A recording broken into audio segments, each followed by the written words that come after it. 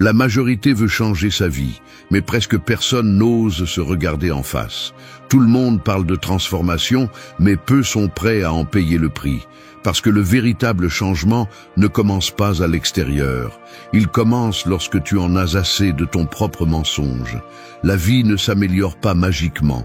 Elle s'améliore lorsque tu prends des décisions difficiles, lorsque tu arrêtes de négocier avec toi-même, lorsque tu décides que tes émotions ne peuvent plus te gouverner, que tes pensées ne sont pas des lois et que tes habitudes ne te représentent plus. Tu n'es pas piégé, tu es distrait, tu n'es pas brisé, tu es désordonné. Ton esprit n'a pas besoin de plus de motivation, il a besoin de structure. Et ta vie ne changera pas tant que tu ne prendras pas le contrôle, comme si ton existence en dépendait. Parce que c'est le cas. Ce n'est pas une vidéo de belles phrases, ni une conférence de motivation pleine de sucre. C'est une carte pour te reconstruire de l'intérieur, pour récupérer le pouvoir que tu as cédé, pour mettre de l'ordre dans le chaos que tu as toléré, pour reprendre le cap que tu as perdu. Nous allons parler de 8 principes, 8 façons d'allumer une véritable transformation. Tu n'as pas besoin d'avoir toutes les réponses. Tu as juste besoin d'être prêt à faire le travail, à sortir du pilote automatique, à te dire la vérité même si ça fait mal, à te tenir ferme avec ton propre esprit, parce que personne ne va te sauver, personne ne viendra te donner la permission, c'est ta vie. Et si tu ne te prends pas au sérieux, le monde ne le fera pas non plus. Ici commence le processus. Ici commence le moment où tu arrêtes de te justifier et commences à te construire. 1. Prends le contrôle avant que le monde ne te parle. Imagine que chaque matin tu te réveilles au milieu d'une salle pleine de voix. Certaines te traitent de faible, d'autres te pressent, d'autres te comparent, t'insultent, te confondent. Tu ne peux pas voir qui parle, mais toutes ces voix semblent savoir qui tu es et ce que tu dois faire. Cette salle est ton esprit. Et si tu n'entres pas d'abord pour prendre le micro, ils le prendront pour toi. Dès le moment où tu ouvres les yeux, le monde essaye de te définir. Les réseaux sociaux te montrent des vies qui ne sont pas les tiennes. Les médias t'injectent de la peur. Le bruit extérieur te programme sans que tu t'en rendes compte. Et pendant ce temps, tu ne fais que réagir. Tu réagis à des messages que tu n'as pas choisis, à des opinions que tu n'as pas demandées, à des problèmes qui ne sont pas les tiens. La vérité est brutale. Si tu ne prends pas le contrôle de ton esprit au début de la journée, quelqu'un d'autre le fera. Et cette personne peut être n'importe quoi. Ton anxiété, tes traumatismes, tes réseaux, tes souvenirs, tes insécurités ou l'algorithme. Vivre sans prendre le contrôle est comme laisser la porte ouverte et sortir de chez toi, en espérant que rien ni personne n'entre pour te détruire. Le stoïcisme l'avait bien compris. Tu ne contrôles pas ce qui se passe, mais tu contrôles comment tu fais face à ce qui se passe. Et cette confrontation commence tôt, pas quand tu es déjà perdu dans la routine, pas quand tu es saturé de stimuli, pas quand le chaos t'a déjà rattrapé. Elle commence plus tôt, dès que tu ouvres les yeux. La première bataille de la journée, elle se livre en silence, et l'arme principale est l'intention. Lève-toi avec clarté, même si ton corps veut rester au lit. Respire profondément avant que la tempête n'arrive. Choisis une pensée ferme avant que les pensées empruntées n'arrivent. Décide comment tu veux vivre la journée avant que la journée ne te pousse comme un courant sauvage. Ce n'est pas de la poésie, c'est de la neuroscience. Le cerveau ne distingue pas entre la réalité et la pensée. Ce que tu penses, tu le ressens. Et ce que tu ressens conditionne ce que tu fais. Alors, si ta première pensée de la journée est faible, tout ce que tu feras ensuite sera construit sur une base instable. Mais si tu commences fort, concentré, maître de toi, alors tout ce qui vient ensuite, même si c'est difficile, te trouve prêt. Fais-le simplement, mais fais-le avec caractère. 1 minute, 2. Tu n'as pas besoin de rituels longs, juste d'une intention ferme. Réveille-toi et dis « Aujourd'hui, je décide. Aujourd'hui, je pense d'abord. Aujourd'hui, je ne suis pas la victime de mes émotions. Aujourd'hui, je ne suis pas défini par le bruit. Aujourd'hui, je marche depuis mon centre. » C'est un acte de rébellion. Te rebeller contre l'habitude de commencer la journée endormi, même si tes yeux sont ouverts. Te rebeller contre l'idée que le monde dicte ton humeur, ton estime de toi, ta valeur. Et te rebeller surtout contre cette ancienne version de toi qui réagissait simplement et se perdait. La transformation commence là. Pas avec de grands discours, ni avec des plans lointains. Elle commence quand tu décides qu'avant que le monde ne te dise qui tu es, tu l'as déjà décidé. Avant que le monde ne te parle, tu t'es déjà parlé avec force, avec ordre, avec conscience. Prends le contrôle, non pas parce que c'est facile, mais parce que c'est ta responsabilité. Personne ne le fera pour toi. Et chaque jour que tu laisses passer, c'est un jour où ton esprit devient plus étranger et moins tien. Mais chaque jour que tu le fais, même un peu, c'est un pas ferme vers une vie vécue de l'intérieur. 2. Déclare ta tête en ordre chaque matin. Ta tête est comme une maison. Si tu ne la ranges pas en te réveillant, tu passes la journée à trébucher sur les meubles. Chaque pensée désordonnée est comme une chaise mal placée qui te fait tomber encore et encore. Et plus tu tardes à la remettre à sa place, plus il devient normal de vivre dans le chaos. Le problème est que beaucoup de gens se lèvent chaque matin dans une tête sale, désordonnée et étrangère. Une tête chargée de ce qui s'est passé hier, de ce que quelqu'un a dit il y a des années, de ce qu'ils ne peuvent pas contrôler. Et ils essaient de fonctionner avec ça. Ils essaient de prendre des décisions, de performer, d'être heureux.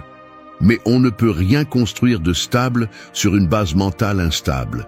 Si ta maison est en désordre, la première chose que tu fais est de nettoyer. Alors, pourquoi ne fais-tu pas la même chose avec ta tête?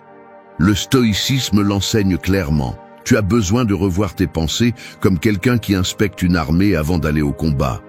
Il ne s'agit pas de répéter des phrases vides devant le miroir. Il s'agit de t'arrêter, de regarder à l'intérieur et de déclarer fermement ce que tu vas permettre et ce que tu ne vas pas.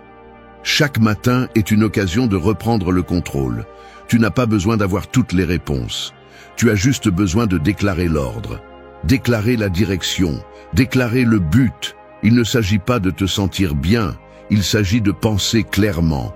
Sais-tu combien de fois tu te sabotes parce que tu ne nettoies pas ta tête à temps? Cette insécurité qui te domine, cette anxiété qui te paralyse, cette voix qui te crie que tu ne peux pas. Souvent, elles ne sont pas les tiennes. Ce sont des pensées héritées, des idées non remises en question, des déchets mentaux accumulés. Et si tu ne fais pas un nettoyage quotidien, tu t'enfonces dedans sans t'en rendre compte.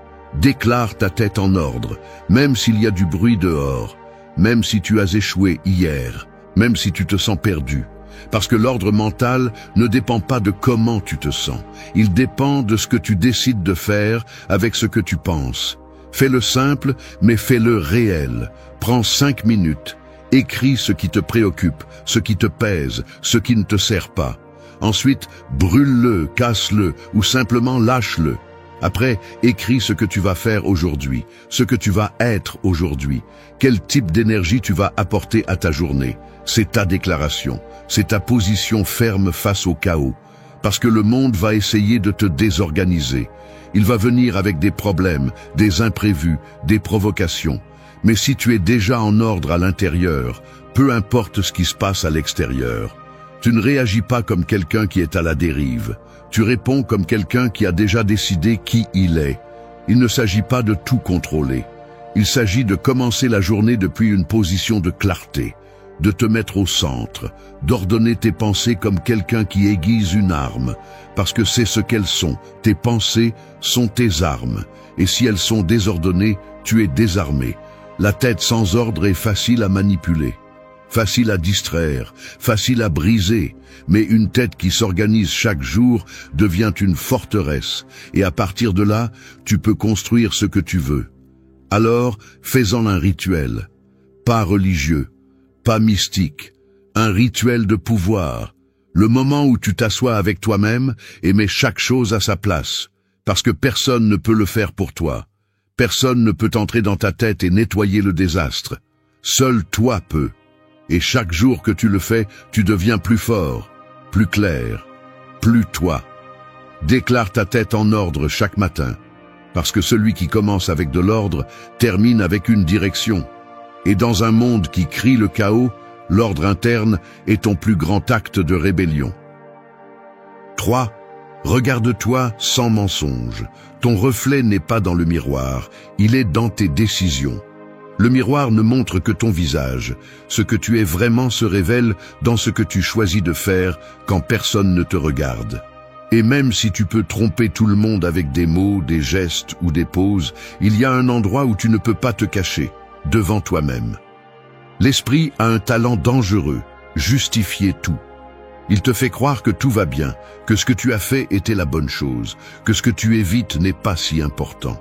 Mais ces justifications sont comme de la peinture sur de la moisissure. Elles couvrent, mais ne nettoient pas. Si tu veux te transformer, la première chose dont tu as besoin est de te voir sans filtre, te regarder sans excuse, sans fioriture, sans peur. La plupart des gens vivent sous une version déformée d'eux-mêmes. Ils croient qu'ils sont forts, mais réagissent avec faiblesse. Ils disent vouloir changer, mais continuent à fuir l'effort. Ils se répètent qu'ils vont bien, mais à l'intérieur, ils sont brisés. Et cette déconnexion entre ce qu'ils croient être et ce qu'ils sont vraiment est la racine de leur frustration. Le stoïcisme enseigne que tu ne peux pas améliorer ce que tu ne reconnais pas. Tu ne peux pas te reconstruire si tu ne vois pas où tu es brisé. Tu ne peux pas te relever avec assurance si tu n'acceptes pas que tu as été à genoux. Regarde-toi, en silence, avec dureté. Non pas pour te punir, mais pour savoir avec quoi tu travailles. La vérité ne t'affaiblit pas. Le mensonge, si. Le mensonge est un poids invisible que tu portes chaque jour. Il te ralentit, il te confond, il te laisse coincé dans la même version de toujours. Il est douloureux d'admettre que tu as échoué, que tu as abandonné de nombreuses fois, que tu as cherché des raccourcis, que tu as parlé de discipline sans la pratiquer. Mais c'est aussi libérateur. Parce qu'une fois que tu vois tout cela clairement, tu peux recommencer, mais cette fois sans tromperie. Tu n'as pas besoin d'être parfait, tu as besoin d'être honnête. Te regarder sans mensonge, c'est dire « c'est ce que je suis maintenant ». Mais ce n'est pas ce que je veux continuer à être. C'est avoir le courage d'accepter tes ombres et la volonté de faire quelque chose avec elles. La psychologie le confirme. Le changement commence par la conscience. Et la conscience naît de la confrontation avec soi-même, sans masque, sans détour. Fais une pause et demande-toi, est-ce que j'agis comme la personne que je dis vouloir être? Mes actions reflètent-elles mes valeurs ou simplement mes impulsions? Est-ce que j'affronte ce qui fait mal ou est-ce que j'évite simplement de le ressentir? Ces questions font mal, mais elles guérissent, elles éveillent. Et si tu as le courage d'y répondre avec vérité, alors tu es plus proche de construire une version authentique et solide de toi. Il ne s'agit pas de te flageller ni de te remplir de culpabilité. Il s'agit de faire un audit interne sans sentimentalisme, comme celui qui vérifie les fondations d'une maison avant de construire. Tu regardes tout, le bon, le mauvais, ce qui fait honte, ce que personne ne sait. Parce que là, à ce point précis, c'est là que commence ta véritable transformation. Tu ne peux pas lutter contre ce que tu ne vois pas, et tu ne peux pas conquérir ce que tu nies. Regarde-toi, sans drame, sans auto-tromperie, sans peur de t'effondrer, parce que souvent, ce qui s'effondre laisse place à quelque chose de plus fort. La clarté fait mal, mais renforce. Le mensonge console, mais retarde. Et tu n'es pas ici pour continuer à te retarder. Tu es ici pour te relever vraiment. Alors regarde-toi comme celui qui nettoie un verre embué. Non pas pour te plaire, mais pour te voir avec précision. Parce que ce n'est que lorsque tu te vois avec vérité que tu peux commencer à changer avec force. 4. Marche avec peur, mais marche. La peur est comme un brouillard épais qui se pose sur un chemin inconnu. Elle ne t'empêche pas vraiment d'avancer, mais elle te fait douter de chaque pas. Elle te murmure que quelque chose de mauvais va arriver, qu'il vaut mieux rester immobile, que peut-être tu n'es pas prêt. Et beaucoup, en la ressentant, s'assoient. Ils s'arrêtent. Ils se convainquent qu'il est plus sûr d'attendre que le brouillard se dissipe. Mais cela n'arrive jamais, parce que la peur ne disparaît pas avec le temps. Elle ne recule que lorsque tu marches à travers elle. Nous vivons avec la fausse idée que le courageux est celui qui ne ressent pas la peur. Rien n'est plus éloigné de la vérité. Le courageux est celui qui bouge malgré la peur, qui avance en tremblant si nécessaire, mais qui ne permet pas à la peur de prendre le volant. La peur va être là, bien sûr. Elle est conçue pour nous protéger. Mais quand nous laissons la peur contrôler nos décisions, elle cesse d'être une protection et devient une prison. Le stoïcisme ne nie pas la peur. Il l'affronte. Il l'observe avec froideur. Il ne se livre pas au drame, ni à l'exagération. Sénèque disait que nous souffrons plus dans l'imagination que dans la réalité. Et combien il avait raison. Nous sommes plus paralysés parce que nous imaginons que par ce qui se passe réellement. Nous nous faisons des films mentaux où tout va mal, où nous échouons, où nous sommes ridicules. Et à la fin, nous ne faisons rien. Mais ce rien a aussi un prix. Chaque fois que tu choisis de ne pas avancer par peur, tu renforces l'idée que tu es faible. Et peu à peu, tu finis par croire que tu ne peux pas, jusqu'à ce que tu te transformes en une version minimale de ce que tu pourrais être. Marcher avec peur est un acte de rébellion interne. C'est dire « oui, j'ai des doutes. Oui, je n'ai pas tout sous contrôle. Oui, quelque chose peut mal tourner, mais je fais quand même le pas. » Non pas par arrogance, mais par engagement envers moi-même. Parce que rester au même endroit est beaucoup plus dangereux que d'avancer avec peur. La stagnation n'est pas sûre, elle est corrosive. Elle tue les rêves en silence. Elle éteint la volonté.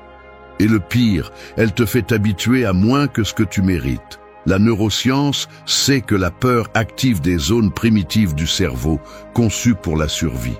Mais lorsque tu identifies cette peur, que tu la nommes et que tu décides quand même d'agir, tu actives d'autres zones plus évoluées, liées au courage, au raisonnement et à l'autorégulation. Il ne s'agit pas de lutter contre la peur, il s'agit de la traverser, la ressentir, la comprendre et malgré tout agir avec clarté. C'est de l'autodiscipline, c'est de la vraie force. La croissance personnelle n'a pas lieu dans des espaces confortables. Elle a lieu lorsque ton corps tremble, mais que tu gardes le regard ferme. Lorsque tout en toi veut reculer, mais qu'une partie, la plus consciente, t'oblige à avancer. Cette partie, c'est toi dans ta forme la plus pure. Pas celle qui doute, pas celle qui se plaint, pas celle qui se cache, mais celle qui décide qu'elle ne sera pas gouvernée par des sensations passagères. La peur n'est pas un signe que tu dois t'arrêter. C'est un signe que tu es au bord de l'inconnu, et tout ce qui vaut la peine est au-delà de ce bord. Alors, ne cherche pas à l'éliminer. Apprends à marcher avec elle à tes côtés, faisant partie du voyage. Et chaque fois que tu fais un pas, même petit, même incertain, rappelle-toi que tu construis quelque chose de plus grand. Une version de toi qui n'a pas besoin de se sentir en sécurité pour bouger, mais qui choisit d'avancer parce qu'elle sait qu'il y a de la liberté de l'autre côté. 5. Le pouvoir réside dans la pause. Une flèche ne gagne pas en force en avançant, mais en étant tendue vers l'arrière. C'est à ce moment précis où tout s'arrête, où il n'y a pas de mouvement, mais l'énergie s'accumule, que naît le véritable pouvoir. Et il en va de même pour toi. Tu ne deviens pas plus fort en courant sans arrêt, mais dans ces brefs espaces où tu choisis de t'arrêter, d'observer et de décider avec clarté. C'est là que réside le pouvoir. Aujourd'hui, il semble que tout exige une réponse immédiate, un message, une critique, une provocation, une émotion intense. Nous sommes pris au piège dans l'urgence de réagir, comme si le silence ou l'attente était un signe de faiblesse. Mais c'est le contraire. La pause est la force à l'état pur. C'est l'autocontrôle, c'est la maîtrise. C'est la différence entre agir par impulsion et agir avec intention. Le stoïcisme l'a clairement établi depuis des siècles. Tu ne peux pas contrôler ce qui se passe, mais tu peux contrôler ta réaction. Épictète enseignait que ce ne sont pas les choses qui nous affectent, mais ce que nous pensons d'elles. Et cette pensée est un choix. La pause est ce petit intervalle entre ce qui se passe et ce que tu fais. C'est l'espace dans lequel tu décides de répondre à partir de la raison ou du chaos. Le problème est que nous avons confondu rapidité et intelligence. On nous a fait croire que celui qui répond le premier est celui qui gagne, alors qu'en réalité, celui qui répond sans réfléchir perd souvent. Il perd son calme, son contrôle, son respect. Parce qu'une réaction précipitée n'est généralement pas une réaction sage. En psychologie, nous savons que le cerveau émotionnel réagit avant le cerveau rationnel. Mais nous savons aussi que si tu fais une pause, même brève, tu peux activer la partie du cerveau responsable de prendre des décisions plus conscientes. Cette pause devient un filtre, et celui qui apprend à filtrer ses réactions apprend à protéger sa vie des conséquences inutiles. Ce n'est pas réprimer ce que tu ressens, c'est apprendre à l'utiliser intelligemment, ressentir est naturel. Mais agir sans réfléchir est de l'autodestruction déguisée en authenticité. Tu n'es pas obligé de répondre immédiatement. Tu n'es pas obligé de hausser la voix, de frapper la table, d'envoyer ce message, de faire ce pas impulsif. Tu es obligé envers toi-même de protéger ton équilibre.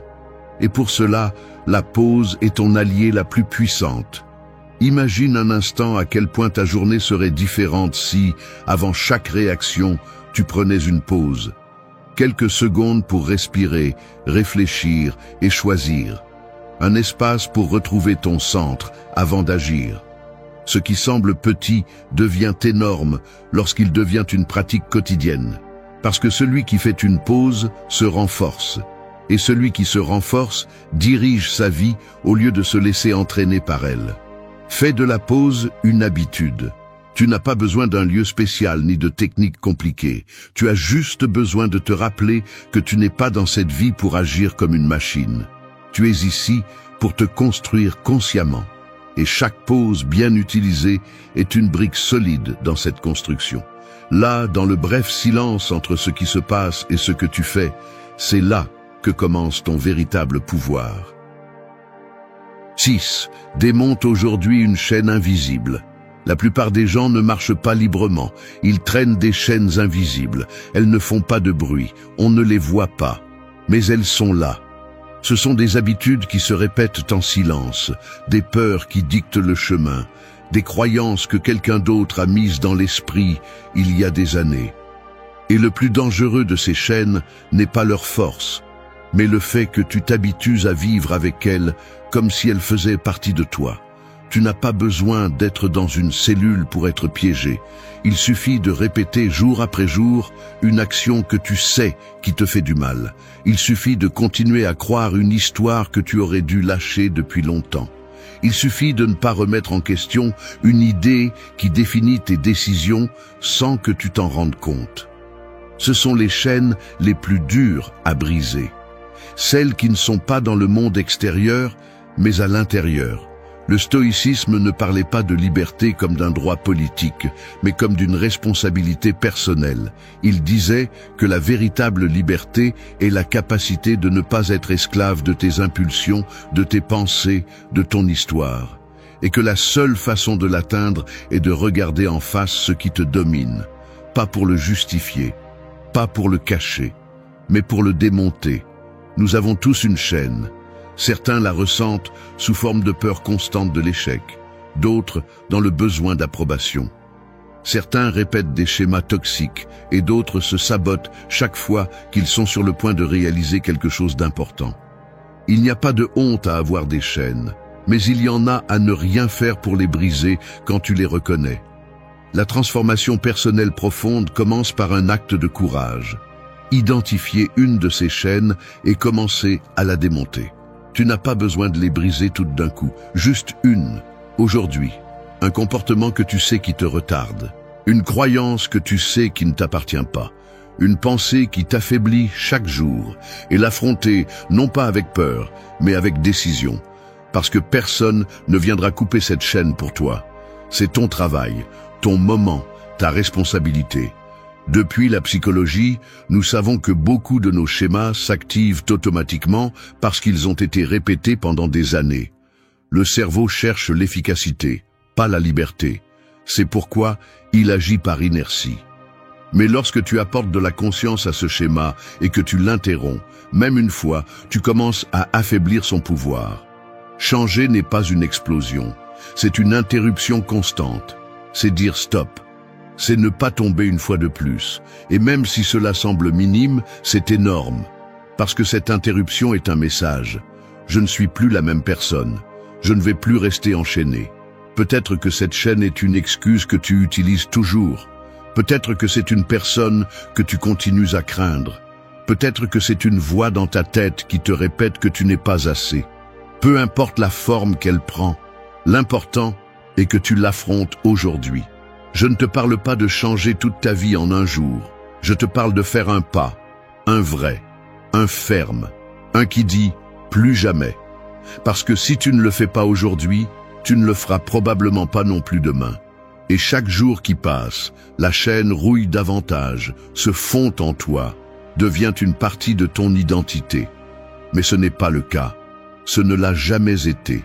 Ce n'était qu'une structure mentale que tu as apprise et que tu peux désapprendre. Ce n'était qu'une décision qui est devenue une routine, mais que tu peux changer aujourd'hui. Ce n'était que de la peur déguisée en logique, mais que tu peux regarder dans les yeux et traverser aujourd'hui.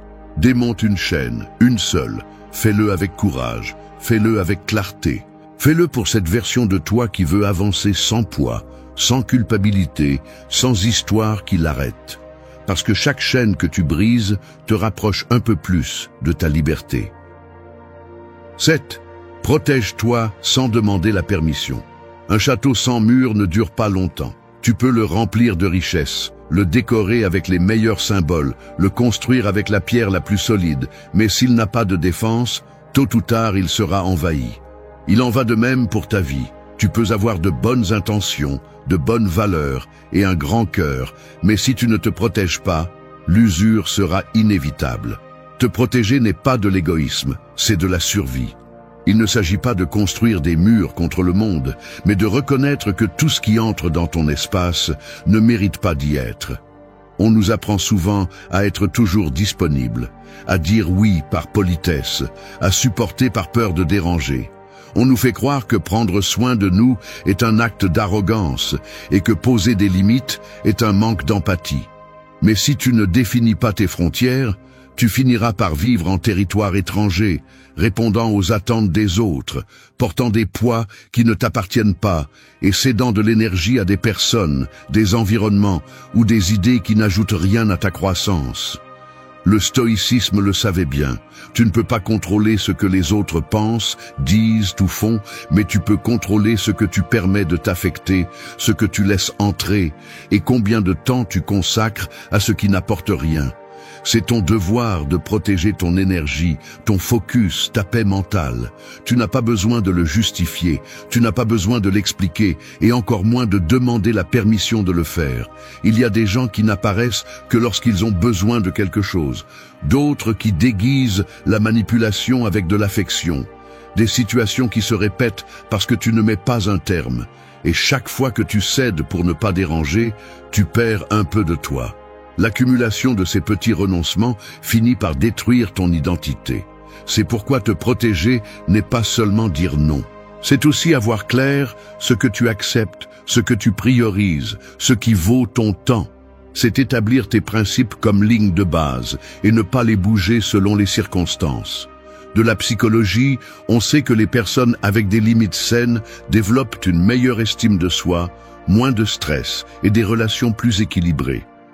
Il ne s'agit pas de vivre sur la défensive, mais de comprendre que ton bien-être n'est pas négociable, que ta paix n'est pas une monnaie d'échange, que tu n'es pas obligé de tolérer des attitudes, des environnements ou des comportements juste parce que tu l'as toujours fait. Le changement commence quand tu décides que te protéger fait partie de te respecter. Et oui, parfois cela dérange les autres, parfois on te traitera de froid, de dur, de distant. Parfois on essaiera de te faire te sentir coupable de te choisir, mais ce n'est pas un signe que tu fais quelque chose de mal, mais que tu brises le schéma de plaire au détriment de ta santé émotionnelle. Te protéger, c'est aussi garder le silence quand tu n'as pas besoin de donner des explications. C'est t'éloigner sans faire de scandale, c'est dire non sans te sentir mal pour cela. C'est apprendre que la force se montre aussi dans le calme avec lequel tu défends ton espace. Protège-toi sans demander la permission, parce que personne ne sait ce que tu portes en toi, personne ne comprend tes processus comme toi, personne ne va prendre soin de tes limites si tu les franchis toi-même.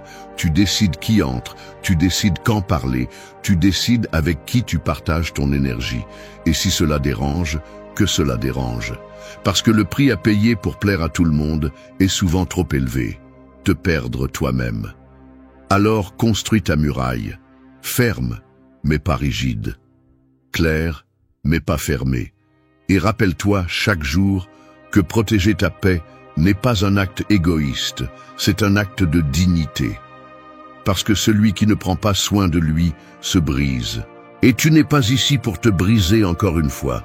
Tu es ici pour résister, grandir et avancer depuis une position de profond respect pour toi. 8. Aime sans envahir. L'amour est comme le feu.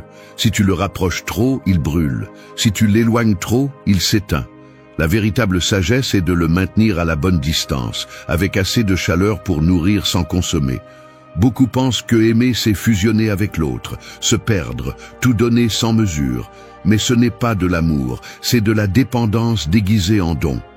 Aimer vraiment ne signifie pas disparaître en quelqu'un, mais maintenir ta forme tout en choisissant de la partager. Le problème est que parfois nous utilisons l'amour comme excuse pour contrôler, pour exiger, pour marquer le territoire. Nous nous convainquons que prendre soin, c'est surveiller, que vouloir, c'est corriger, qu'être présent, c'est être au-dessus. Et sans nous en rendre compte, nous commençons à envahir. Nous envahissons des espaces, des décisions, des pensées. Nous transformons l'amour en une douce cage, ornée de bonnes intentions, mais une cage tout de même. L'amour qui envahit épuise, use et finit par étouffer ce qu'il cherchait à protéger. Le stoïcisme nous rappelle que nous ne possédons personne, que les personnes, aussi proches soient-elles, ne sont pas nos extensions. Elles ne sont pas venues pour répondre à nos attentes, ni pour combler nos vides. Chacun a son propre chemin, son propre rythme, ses propres batailles. Aimer en conscience, c'est comprendre cela et le respecter. C'est accompagner sans imposer, écouter sans diriger, être présent sans annuler. Aimer sans envahir, c'est avoir la maturité de comprendre que l'autre personne ne t'appartient pas. C'est offrir du soutien sans le transformer en obligation. C'est comprendre que l'autre a aussi besoin de son espace, de ses silences, de sa façon de traiter la vie. En psychologie, nous le savons bien. L'attachement insécurisé cherche à fusionner par peur de l'abandon. Mais l'attachement sain construit à partir du respect, de la liberté. Et cela n'est possible que lorsque tu t'aimes d'abord. Lorsque tu sais qui tu es, ce que tu mérites et jusqu'où tu es prêt à donner sans te perdre dans la tentative. Tu n'es pas ici pour combler les vides émotionnels des autres, ni pour permettre à quelqu'un d'autre de combler les tiens. Tu es ici pour construire des relations où l'amour ne se mesure pas à l'intensité de la présence, mais à la profondeur du respect, où le silence n'est pas interprété comme un désintérêt, et où la distance n'est pas une menace, mais un espace pour respirer et grandir. Aimer sans envahir, c'est aussi lâcher prise quand c'est nécessaire. C'est ne pas forcer à rester, ne pas faire du chantage avec les émotions, ne pas exiger plus que ce que quelqu'un peut ou veut donner. C'est comprendre que parfois la forme d'amour la plus profonde est de ne pas interférer. C'est laisser être, laisser aller, laisser la vie faire son travail sans vouloir tout contrôler. Cela ne te rend pas faible, cela te rend fort. Parce qu'il faut du caractère pour aimer librement, pour respecter les processus de l'autre sans avoir besoin d'être présent tout le temps. Il faut de la conscience pour ne pas confondre l'amour avec la dépendance, la proximité avec le contrôle, le soin avec la surveillance. Et il faut de la maturité pour aimer sans attendre que l'autre te sauve, te complète ou te répare. Aime à partir de ton centre, pas de ton vide. Aime sans absorber, sans manipuler, sans conditionner, parce que l'amour qui construit n'est pas celui qui domine, c'est celui qui respecte, celui qui accompagne sans écraser, qui stimule sans pousser, qui observe sans juger. Aimer sans envahir est un acte d'amour-propre, d'équilibre interne, de compréhension profonde de ce que signifie être avec quelqu'un sans cesser d'être avec toi. Fais-le ainsi. Aime sans envahir. Parce que lorsque l'amour respecte les limites, il cesse d'être un fardeau et devient une force. Et lorsque les deux peuvent respirer au sein du même lien, c'est là que l'amour devient réel. Nous avons tous ressenti cette étincelle, cette chaleur dans la poitrine qui monte comme un feu quand quelque chose nous dérange, quand les choses ne se passent pas comme nous le voulons ou quand quelqu'un franchit la ligne. Parfois, c'est de la colère. Parfois, c'est de l'anxiété. Et bien souvent, c'est un mélange des deux. Une bombe émotionnelle qui, si nous n'apprenons pas à la gérer, finit par exploser au pire moment. Peu importe combien de fois tu t'es promis de rester calme. Peu importe combien de respirations profondes tu essaies de prendre.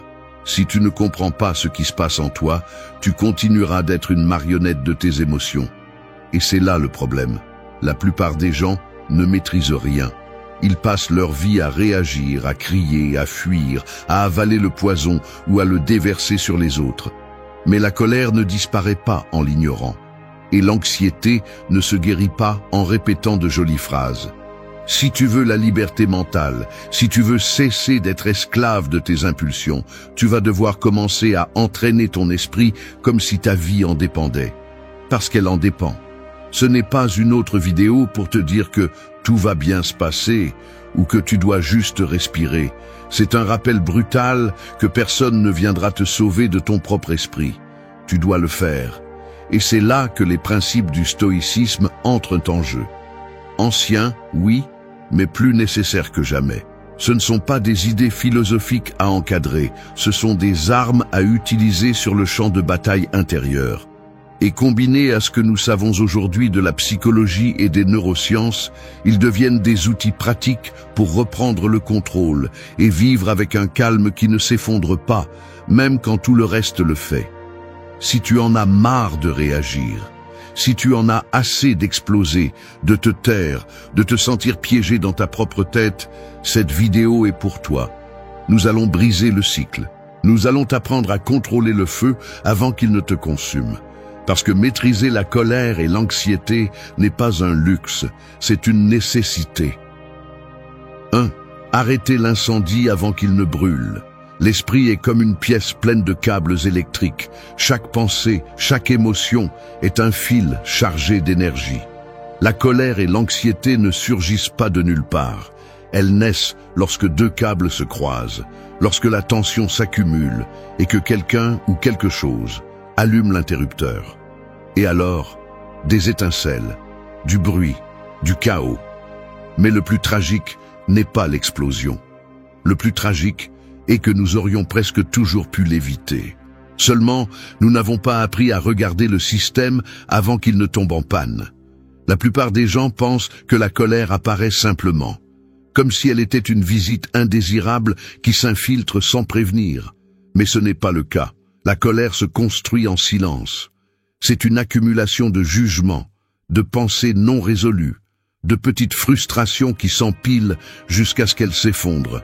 L'anxiété, quant à elle, est la voix d'un esprit qui court sans direction, essayant d'éviter un danger qui n'existe pas toujours. Les deux partagent la même racine, une déconnexion avec le présent et une perte de contrôle interne. Épictète disait que ce ne sont pas les choses qui nous affectent, mais nos opinions sur elles. C'est crucial. L'étincelle qui déclenche l'incendie émotionnel n'est pas ce qui se passe à l'extérieur. C'est ce que nous interprétons. C'est l'histoire que nous nous racontons. Est-ce que cette personne t'a mis en colère ou était-ce ton attente non satisfaite? Est-ce que ce problème t'a rendu anxieux ou était-ce ton besoin de tout contrôler? La première étape pour arrêter l'incendie est de voir l'étincelle avant qu'elle n'allume le feu. Et cela nécessite de la conscience, de la vigilance. Un esprit entraîné à s'observer. Il ne s'agit pas de devenir froid, il s'agit de devenir fort. La personne forte n'est pas celle qui ne ressent rien, c'est celle qui ressent et décide quand même. Parce que oui, on peut ressentir la chaleur de la colère sans agir avec violence. On peut ressentir la pression de l'anxiété sans céder à la panique. Mais cela ne se produit pas par accident. Cela se construit. de la neuroscience, nous savons que l'amygdale, cette partie du cerveau qui réagit aux menaces, est celle qui déclenche la réponse émotionnelle. Mais le cortex préfrontal, la partie rationnelle, peut intervenir. Il peut freiner l'impulsion. Il peut arrêter l'incendie. Comment? Avec de l'entraînement, avec de la répétition, avec des habitudes mentales quotidiennes. N'attendez pas que votre maison soit en flammes pour chercher l'extincteur. Pratiquez chaque jour comment vous voulez répondre. Observez vos pensées. Questionnez-les. Et surtout, apprenez à faire une pause. L'espace entre le stimulus et la réponse est là où réside votre liberté. Si quelqu'un vous crie dessus, vous pouvez crier en retour ou vous pouvez rester silencieux. Si quelque chose tourne mal, vous pouvez maudire ou vous pouvez respirer. Cette pause n'est pas de la lâcheté, c'est du pouvoir. Celui qui se maîtrise a plus de force que celui qui conquiert des villes. Parce que se maîtriser signifie que personne d'autre ne vous contrôle, ni vos impulsions, ni vos peurs, ni vos blessures. Vous n'avez pas besoin d'éliminer la colère, ni l'anxiété. Ce sont des signaux, ce sont des alarmes. Mais vous n'êtes pas obligé de leur obéir. Écoutez-les, remerciez-les. Et puis, agissez à partir de la raison, pas du chaos. Chaque fois que vous choisissez de ne pas réagir, vous construisez un esprit plus ferme. Chaque fois que vous choisissez de penser avant d'exploser, vous éteignez l'incendie avant qu'il ne détruise ce que vous aimez. Pratiquez cela chaque jour. N'attendez pas d'être au milieu d'une crise. L'entraînement émotionnel est comme l'entraînement physique. Si vous le faites quand vous êtes déjà à la limite, vous arrivez en retard. Observez votre esprit, anticipez, respirez, décidez. Parce que le feu n'est pas l'ennemi. L'ennemi est de ne pas savoir que vous pouvez le contrôler. 2. La réalité ne te crie pas dessus, c'est toi qui décides comment l'écouter. Imagine que tu es devant une vieille radio, de celle avec des boutons et une antenne. Le signal est faible, plein de statique. Tu peux tourner le cadran, affiner la fréquence, essayer de capter la mélodie. Mais si tu es en train de syntoniser le chaos, tu n'entendras que du bruit, même si la chanson de l'autre côté est calme. C'est ainsi que fonctionne l'esprit. La réalité émet à une fréquence neutre, mais c'est toi qui décides si tu l'écoutes comme un murmure apaisant ou comme un cri assourdissant. Beaucoup de gens passent leur vie convaincus que le monde les attaque, que tout ce qui se passe est personnel, que le trafic les déteste, que les gens les provoquent, que le destin est contre eux. Mais ce n'est pas le cas. La réalité ne te parle pas, elle est simplement. Celui qui crie, c'est toi. Celui qui interprète avec colère, peur ou anxiété, c'est toi. Et ça, même si ça ne semble pas, c'est une bonne nouvelle. Parce que si c'est toi qui décides comment écouter, alors tu peux aussi apprendre à écouter différemment. Les stoïciens enseignaient cela avec une brutalité claire. Marc Aurèle le disait sans fioriture, si quelque chose d'extérieur te dérange, la douleur n'est pas due à la chose en elle-même, mais à ton jugement sur elle. Et tu peux effacer ce jugement maintenant. Ce n'est pas de la poésie, c'est un outil. La clé est de comprendre que ce ne sont pas les faits qui nous brisent de l'intérieur, mais ce que nous pensons d'eux. Du point de vue de la psychologie cognitive, cette idée est renforcée. Les pensées automatiques déforment la perception.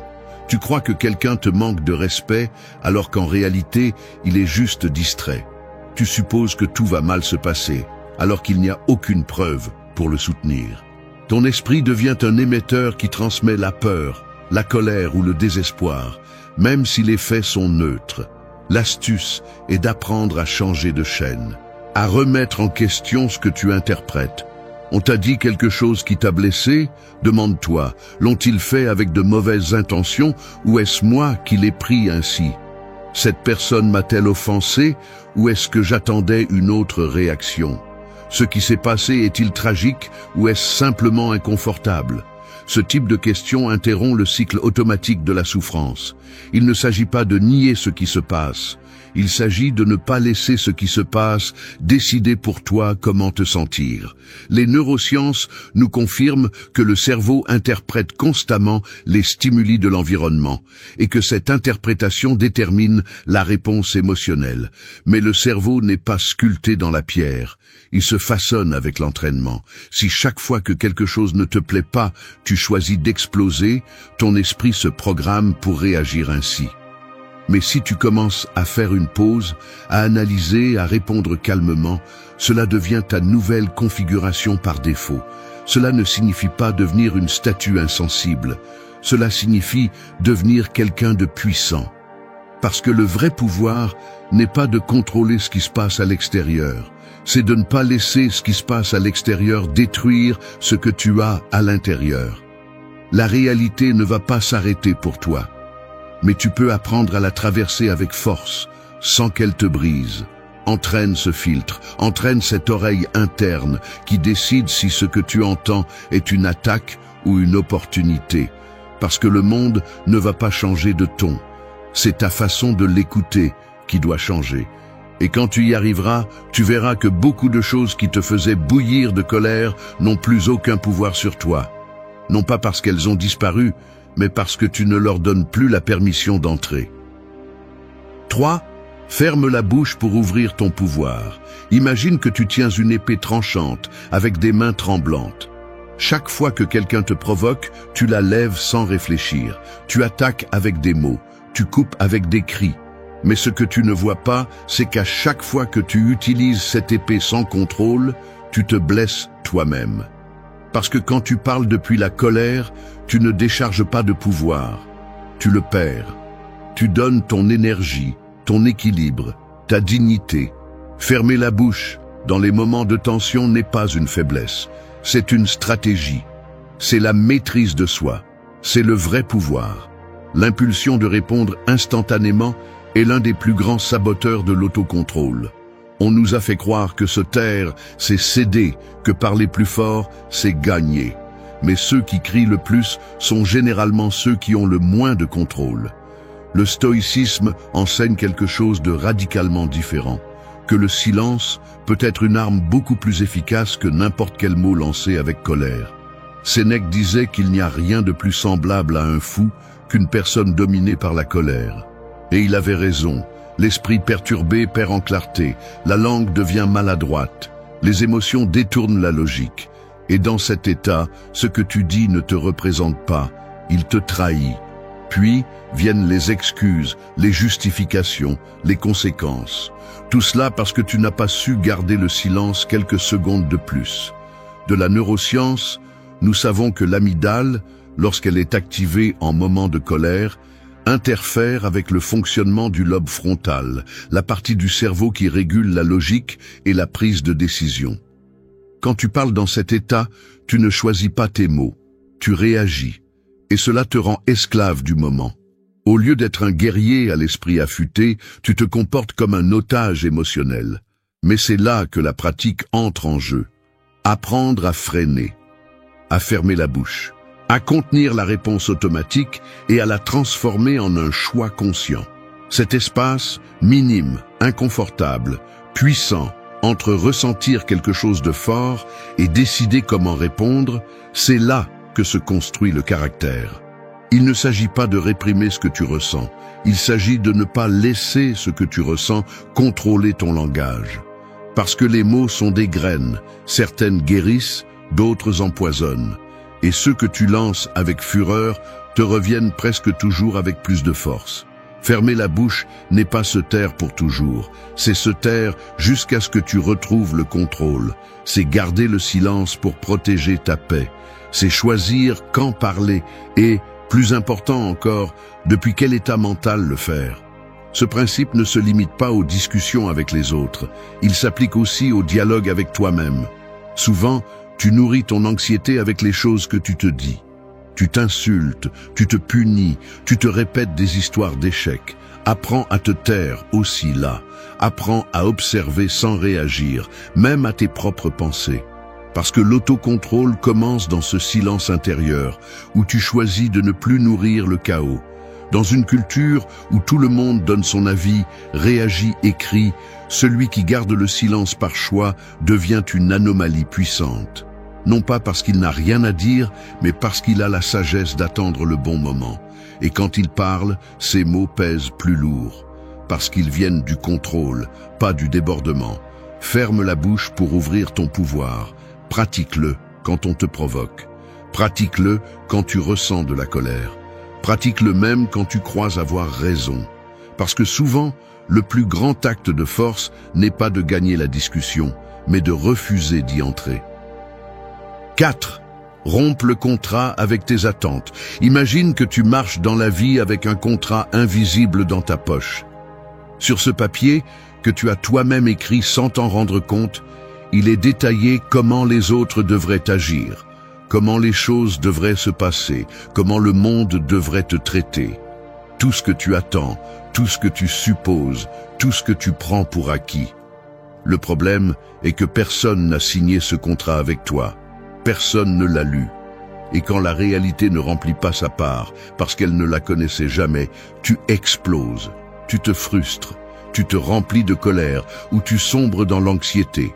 Tout cela à cause d'un accord qui n'existe que dans ta tête. Ce contrat est à l'origine de nombreuses émotions destructrices.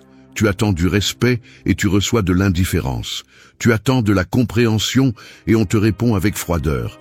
Tu attends que les choses se passent comme tu l'as prévu et la vie te lance tout à l'envers. Et alors tu réagis comme si quelqu'un te trahissait. Mais on ne te trahit pas. Tu te heurtes à une vérité inconfortable. Le monde n'est pas obligé de répondre à tes attentes. Marc Aurèle a écrit « Aujourd'hui, je vais croiser des personnes intrusives, ingrates, arrogantes, malhonnêtes, envieuses et égoïstes. » Il ne le disait pas avec résignation. Il le disait avec préparation. Il n'attendait rien d'autre. Il n'a signé aucun contrat avec l'univers exigeant que les gens soient gentils, justes ou raisonnables. Il comprenait que plus tu t'accroches à la façon dont les choses devraient être, plus tu es vulnérable à la douleur quand elles ne le sont pas. La psychologie le confirme, la souffrance émotionnelle naît souvent non pas de ce qui se passe, mais de ce que tu espérais qu'il se passerait. Ce fossé entre ce que tu imaginais et ce qui s'est passé se remplit de colère, de tristesse ou d'anxiété. Rompre ce contrat signifie lâcher l'illusion que le monde doit bouger au rythme de tes désirs. Ce n'est pas se rendre, c'est se libérer. Cela ne signifie pas arrêter d'avoir des standards ou des objectifs. Cela signifie comprendre que le contrôle que tu as se termine en toi. Tu peux contrôler ton effort, ton attitude, ta réponse. Tu ne peux pas contrôler comment les autres réagissent, ni comment les résultats se produisent. Si tu confonds attente avec garantie, tu vas vivre frustré. Quand quelqu'un n'agit pas comme tu l'espérais, ce n'est pas une trahison.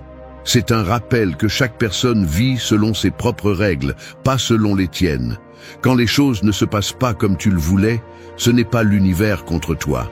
C'est simplement le cours naturel d'une vie où presque rien n'est sous contrôle. La seule chose que tu peux vraiment contrôler est comment tu interprètes et affrontes ce qui se passe. De la neuroscience, nous savons que le cerveau déteste l'incertitude. Il cherche des motifs, il cherche la sécurité. Mais nous pouvons aussi le former. Nous pouvons lui apprendre à tolérer l'inattendu, à ne pas s'effondrer chaque fois que quelque chose s'écarte du plan. Et cet entraînement commence par rompre ce contrat mental que nous avons signé sans réfléchir. La prochaine fois que tu ressens cette piqûre de frustration, pose-toi cette question. Est-ce que je réagis à ce qui s'est passé ou à ce que j'espérais qu'il se passerait ? Cette simple réflexion peut désactiver une tempête émotionnelle avant qu'elle ne commence. Elle te ramène au présent. Elle te ramène au contrôle. Rompe le contrat. Brûle-le si nécessaire. Arrête de vivre en attendant que tout corresponde à ta carte mentale. Parce que quand tu lâches le besoin que les choses soient comme tu le veux, tu t'ouvres à les affronter telles qu'elles sont. Et cela, même si cela ne semble pas, te donne un avantage. Alors que les autres se noient dans la colère pour ce qui n'aurait pas dû arriver, tu avances avec un calme qui ne dépend de personne d'autre. 5. Utilise chaque provocation comme un entraînement. Chaque situation inconfortable est comme un poids mental. Plus il est lourd, plus tu as l'opportunité de renforcer ton caractère. Mais la plupart des gens voient la provocation comme une menace, pas comme un outil. Ils se sentent attaqués, offensés, envahis. Et au lieu de grandir, ils réagissent. Au lieu de s'entraîner, ils se brisent. Ce qu'ils ne comprennent pas, c'est que chaque fois que la vie te pousse, elle te donne aussi l'opportunité de te pousser toi-même au-delà de ta limite émotionnelle. Les stoïciens le savaient mieux que quiconque. Ils ne cherchaient pas une vie sans problème. Ils cherchaient un esprit capable de les supporter. Ils ne demandaient pas aux gens d'être gentils. Ils se préparaient à répondre avec vertu quand ils ne l'étaient pas. Parce qu'ils savaient que le feu qui te renforce le plus est celui que tu ne contrôles pas. Et chaque provocation est du feu pur. Il peut te brûler ou te forger. Quand quelqu'un te défie, quand la vie te frustre, quand tu sens que tu es sur le point d'exploser, c'est là que se construit la véritable force intérieure. Pas dans le calme parfait, pas dans le silence absolu. Elle se construit dans le bruit, dans le chaos, dans la tension. C'est là que tu peux mesurer si tu grandis ou si tu fais simplement semblant. Épictète enseignait que tu ne peux pas contrôler ce que font les autres, mais tu peux contrôler ta réaction. Chaque insulte, chaque offense, chaque regard qui veut te provoquer est une invitation à l'entraînement. Tu peux soulever ce poids avec discipline ou tu peux le laisser t'écraser. C'est toi qui choisis. La psychologie soutient également cette idée. Le cerveau peut être entraîné à réagir avec moins d'intensité émotionnelle face à des stimuli négatifs s'il y est exposé de manière consciente et contrôlée. C'est ce que font les athlètes d'élite, les soldats, les grands leaders. Ils s'entraînent sous pression pour que lorsqu'arrive le moment réel, ils ne fléchissent pas. Et toi, t'entraînes-tu ou réagis-tu simplement? La prochaine fois que quelqu'un te provoque, ne vois pas un ennemi, vois un poids, une opportunité de travailler ton autocontrôle, ta patience, ton sang-froid. Ne réponds pas par impulsion. Respire, observe, décide. Fais de ce moment un test, non pas pour prouver quelque chose aux autres, mais pour te le prouver à toi-même. Tu vas sentir la chaleur dans la poitrine, la pression dans la gorge, les mots prêts à jaillir. Mais ne le fais pas, ne les lâche pas.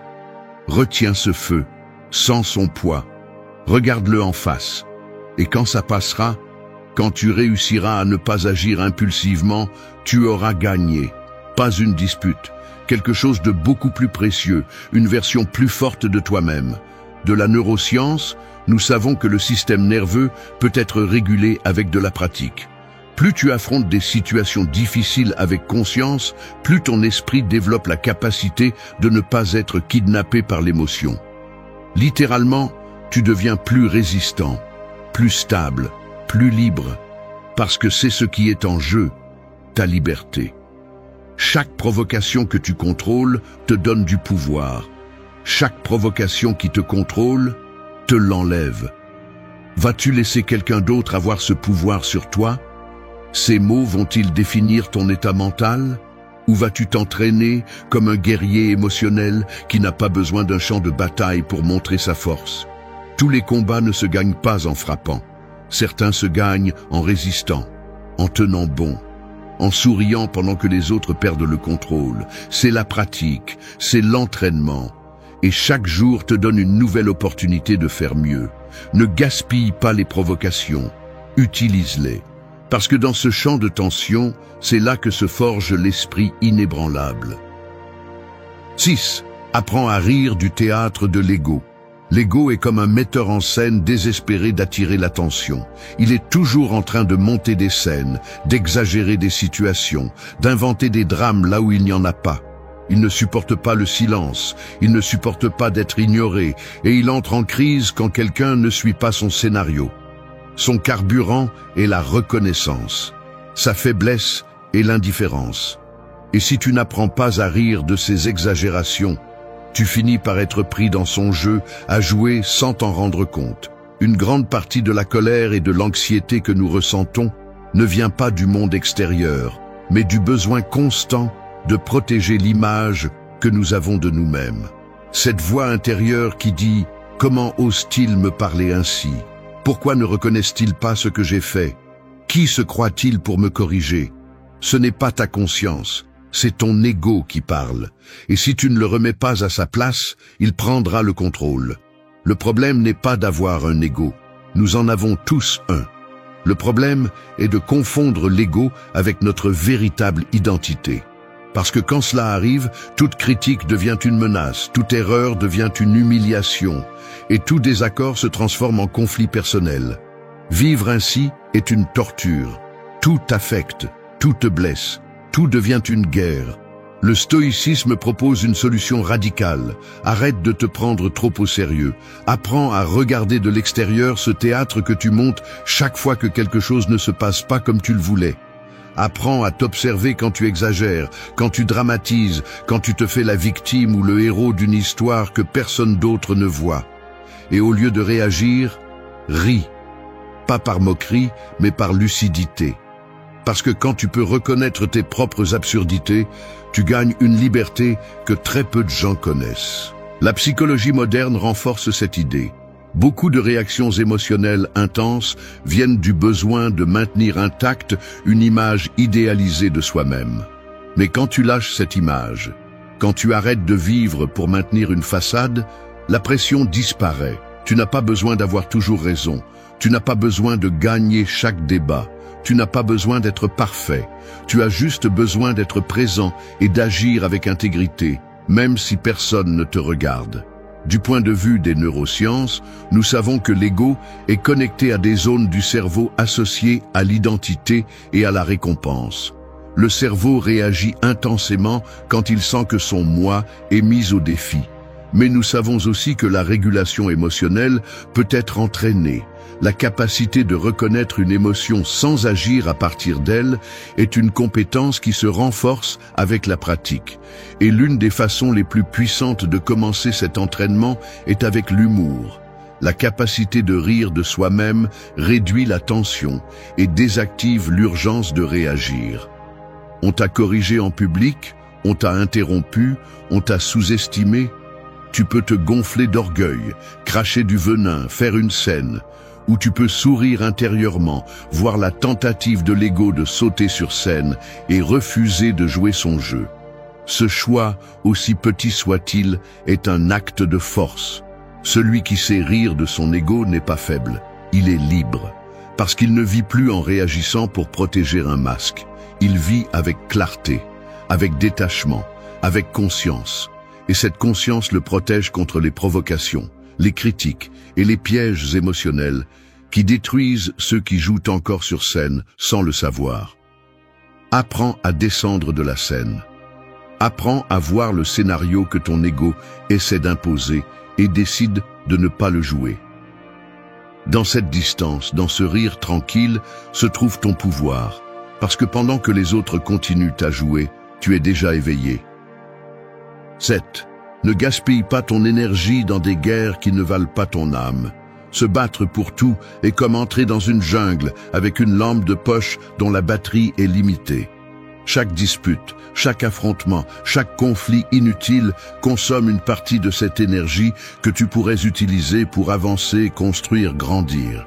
Mais tu ne le vois pas, parce que tu es distrait en te battant avec des ombres, avec des commentaires qui n'ont pas d'importance, avec des personnes qui ne comprennent pas, avec des situations qui ne changeront pas, peu importe combien tu cries. Et quand tu as vraiment besoin de force pour quelque chose qui en vaut la peine, tu es déjà épuisé. La vie va te présenter des batailles. C'est inévitable, mais si tu entres dans toutes, tu te détruis. Non pas par faiblesse, mais par usure, par manque de stratégie. Le guerrier sage ne se bat pas toutes les guerres. Il choisit ses batailles avec intelligence. Il évalue le terrain, il mesure le coût, il pense à l'impact. Parce qu'il ne s'agit pas de prouver que tu peux te battre, il s'agit de décider si cela vaut la peine de le faire. Beaucoup confondent fierté avec courage. Ils pensent que céder est perdre, que ne pas répondre est faiblesse, que ne pas s'impliquer est se rendre. Mais ils ont tort. Parfois, l'acte le plus courageux est de te retirer avant de te contaminer. Parfois, gagner signifie ne pas te laisser entraîner dans la boue émotionnelle des autres. Tu n'es pas obligé de t'engager dans chaque conflit qu'on te propose. Ta paix mentale ne peut pas dépendre de gagner une discussion avec quelqu'un qui n'est même pas disposé à comprendre. Les stoïciens avaient cela clair. Ils ne voyaient pas de valeur à perdre le contrôle pour des choses qui n'ont pas d'importance à long terme. Ils n'étaient pas intéressés à bien paraître devant tout le monde. Ils se souciaient de la vertu, de la tranquillité intérieure, de la maîtrise de soi. Ils savaient que le temps et l'énergie sont des ressources sacrées, et les utiliser pour se battre dans des batailles absurdes et se trahir soi-même. La psychologie le confirme. Le stress chronique, l'anxiété constante et l'épuisement émotionnel ne viennent pas toujours de grandes tragédies. Souvent, ils viennent de petites disputes accumulées, de frictions quotidiennes, de permettre que chaque provocation te traîne. Chaque fois que tu t'impliques dans une guerre sans but, tu t'éloignes de toi. Tu te déconnectes de ce qui compte vraiment. Du point de vue des neurosciences, nous savons que chaque fois que tu entres en conflit, le système nerveux s'active. Le corps se prépare à se battre ou à fuir. Ton esprit entre en mode défensif, et si tu vis ainsi tout le temps, ton système s'use, ton attention se fragmente, ta clarté s'obscurcit. Vivre en mode guerre permanente n'est pas du courage. C'est un suicide émotionnel lent. Avant de répondre, demande-toi, cela en vaut-il la peine? Cette discussion va-t-elle changer quelque chose? Je défends un principe ou juste mon ego? Je cherche la justice ou la vengeance? Que perds-je si je continue simplement sans me battre? Si tu ne peux pas répondre clairement, peut-être que la bataille n'est pas aussi importante que tu le penses. Il y a des guerres qui valent ton âme. Protéger ce que tu aimes, défendre ton intégrité, lutter pour ce qui te construit. Mais le reste sont des pièges déguisés en urgence. Ce sont des distractions émotionnelles qui te détournent de ton chemin. Ne tombe pas là-dedans. Le silence, la distance, l'indifférence intelligente ne sont pas des signes de faiblesse. Ce sont des actes de pouvoir. Choisir de ne pas se battre, c'est choisir de conserver ton énergie pour ce qui mérite vraiment ton feu. Parce que si tu dépenses tout dans des batailles vides, quand viendra la vraie guerre, celle intérieure, profonde, celle qui définit ta direction, tu n'auras rien pour te battre. Protège ton âme. Ne l'expose pas par fierté, par impulsion ou par peur. Apprends à te retirer avec dignité. Apprends à dire « cela ne me construit pas, ne me définit pas, ne m'intéresse pas ». Parce que tout ne vaut pas la peine. Tout ne mérite pas ta réponse.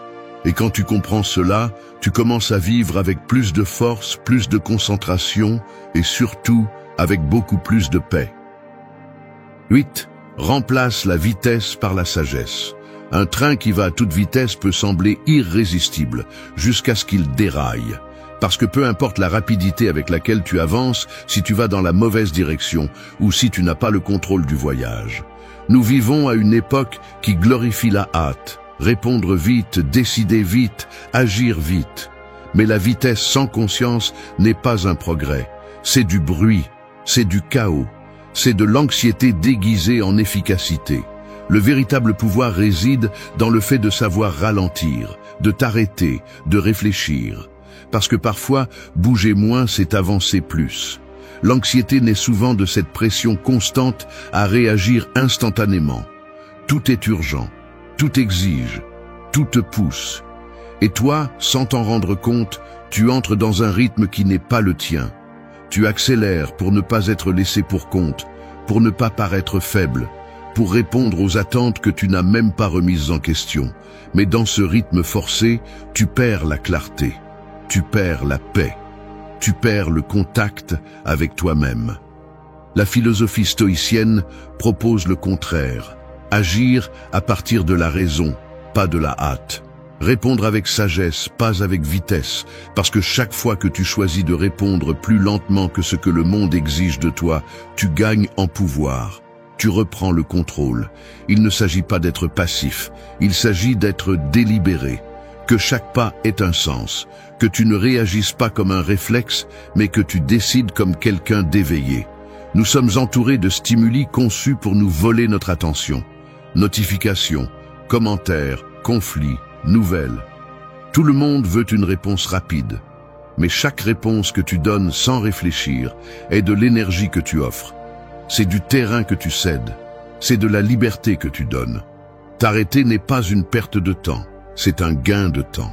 Parce que lorsque tu te donnes de l'espace pour penser, pour respirer, pour observer, tu peux choisir à partir de ton centre, pas à partir du chaos. De la neuroscience, nous savons que le cerveau a deux systèmes principaux pour traiter l'information. Un rapide, impulsif, automatique, et un lent, réfléchi, analytique. La plupart des décisions que nous prenons sous stress viennent du système rapide. Mais si tu entraînes ton esprit à faire une pause, à questionner, tu actives le système réfléchi. Et c'est là que réside la sagesse, la capacité de voir au-delà de l'impulsion, de ne pas te laisser emporter par l'émotion du moment. Combien de fois as-tu dit quelque chose que tu ne voulais pas simplement par réaction rapide? Combien de fois as-tu pris une décision qui t'a pesé pendant des semaines? Tout ça parce que tu ne t'es pas donné une minute de plus? La vitesse émotionnelle est un piège. Elle te fait croire que tu es en contrôle, alors qu'en réalité tu es emporté. Remplace la vitesse par la sagesse. Entraîne le muscle de la pause. Avant de parler, pense. Avant d'agir, respire. Avant de décider, observe. Ce petit espace de temps entre l'impulsion et la réponse peut sembler insignifiant, mais c'est là que se définit ton destin émotionnel. Les stoïciens ne cherchaient pas la rapidité, ils cherchaient la précision, la sérénité, la clarté, parce qu'ils savaient qu'une vie vécue à la hâte est rarement une vie vécue avec un but. Et tu n'es pas ici juste pour réagir. Tu es ici pour construire un esprit solide, une volonté indomptable, une vie avec un poids réel, pas avec une vitesse superficielle.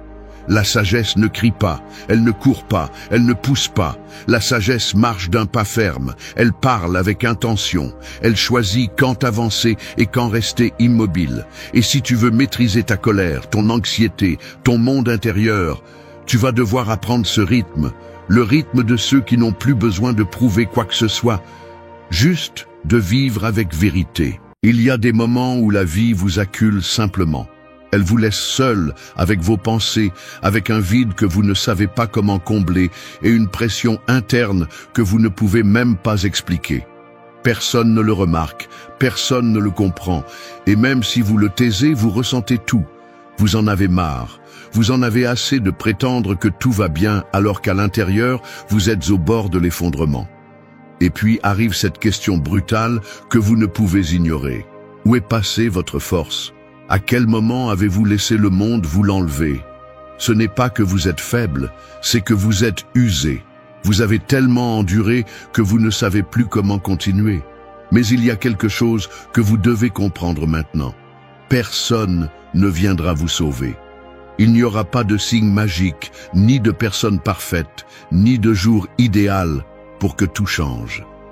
Si vous voulez sortir de cet enfer intérieur, vous allez devoir construire quelque chose en vous que le monde ne peut pas briser. Et cela s'appelle la force intérieure. Je ne parle pas de sourire face à la douleur ou de répéter des phrases vides. Je parle de faire face à ce qui vous fait mal, à ce que vous craignez, à ce qui vous a dévasté, et de décider que vous allez résister, que vous allez vous relever, non pas parce que c'est facile, mais parce que c'est nécessaire.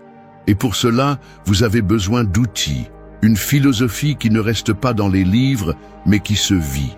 Des pratiques qui ne sont pas enseignées à l'école, mais qui sauvent des esprits tous les jours. Et c'est là qu'intervient le stoïcisme. Pas comme une mode, mais comme une véritable façon de vivre. Les stoïciens connaissaient la souffrance, la perte, le chaos. Et pourtant, ils restaient fermes. Non pas parce qu'ils étaient insensibles, mais parce qu'ils avaient appris quelque chose que la plupart oublient. Le monde peut être un désastre, mais ce qui se passe en vous est votre terrain sacré. Dans cette vidéo, je ne vais pas vous dire que tout ira bien, mais je vais vous montrer comment construire en vous quelque chose de si fort, de si clair, de si vôtre, que ni la douleur, ni la solitude, ni le chaos ne peuvent le détruire. Nous allons parler de 8 façons pratiques et brutales de renforcer votre esprit, votre âme et votre caractère. Ce ne sont pas de belles idées, ce sont des outils qui vont vous faire mal au début, mais qui vont vous transformer. Parce qu'il est temps que vous deveniez la personne que personne ne peut renverser. 1. Maîtrise la voix dans ta tête avant qu'elle ne te domine. Ton esprit est comme une pièce sombre, avec un haut-parleur allumé à plein volume. Ce haut-parleur ne cesse de parler. Parfois il murmure, parfois il crie, mais il est toujours là. Si tu ne t'approches pas pour le contrôler, si tu n'apprends pas à gérer le volume et le contenu de ce qui est dit, tu vas vivre piégé dans ce bruit. Tu vas croire que tu es ce que tu entends, alors qu'en réalité, tu es celui qui peut choisir quelle voix permettre et laquelle faire taire. La plupart des gens ne réalisent pas que leur pire ennemi n'est pas à l'extérieur, il est à l'intérieur. C'est cette voix qui te dit que tu ne peux pas, que tu ne vaux rien, qu'il ne sert à rien d'essayer. Celle qui ravive les erreurs du passé, qui exagère les problèmes, qui se nourrit de la peur et se renforce avec le doute. Ce n'est pas n'importe quelle voix. C'est une construction silencieuse qui a grandi au fil des années, nourrie par des expériences, des échecs, des mots d'autrui et des autotromperies. Et le plus dangereux de tout, c'est qu'elle sonne comme toi. Le stoïcisme t'apprend quelque chose de brutal mais libérateur. Tu n'es pas tes pensées, tu n'es pas cette voix qui te parle constamment, tu es celui qui les observe. Épictète le disait clairement, ce ne sont pas les choses qui nous affectent, mais les opinions que nous avons sur elles. Cette voix intérieure est en essence une opinion, mais si tu ne la remets pas en question, elle devient une sentence. C'est pourquoi tu as besoin de faire ce que presque personne ne fait, l'écouter attentivement, identifier quand elle ment, quand elle exagère, quand elle manipule, et alors la couper à la racine. Maîtriser cette voix ne signifie pas la faire taire complètement, cela signifie la former, la rééduquer. Quand elle commence ses discours défaitistes, ne t'assois pas pour les écouter comme s'ils étaient la vérité absolue. Confronte-la. Demande-lui, sur quoi te bases-tu pour dire ça? Qu'est-ce que j'aurais à gagner à te croire? Ces simples questions sont des balles directes contre la narration de la peur. Parce que si tu ne remets pas en question ton esprit, il prend possession de toi. Et crois-moi, tu ne veux pas vivre en étant l'esclave de tes propres pensées. La force intérieure ne se construit pas avec des affirmations vides ni avec un positivisme forcé. Elle se construit en affrontant tes pensées les plus sombres avec la vérité, même si cela fait mal. Elle se construit en acceptant que tu as peur, que tu as des doutes, mais que cela ne définit pas tes actions. Sénèque disait que nous souffrons plus dans l'imagination que dans la réalité.